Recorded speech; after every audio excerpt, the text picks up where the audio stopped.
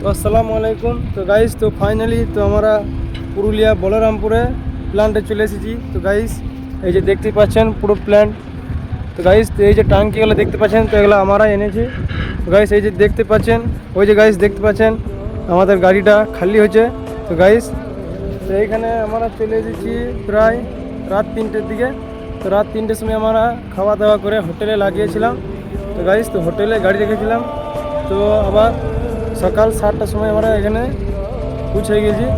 তো গাইস, এই যে দেখতে পাচ্ছেন আরও আমাদের লোড করা গাড়িগুলো আছে, ওই যে দেখতে পাচ্ছেন গাইস। তো ওই যে দেখতে পাচ্ছেন ওই সাইডেকার গাড়িটা আমাদের কোম্পানির গাড়ি বটে। তো গাইস, এই যে দেখতে পাচ্ছেন পুরো প্ল্যানটা। তো গাইস, এই যে দেখতে পাচ্ছেন আমাদের গাড়িটা কিছুটা খালি হয়ে গেছে, তো আরও কিছুটা বাকি আছে।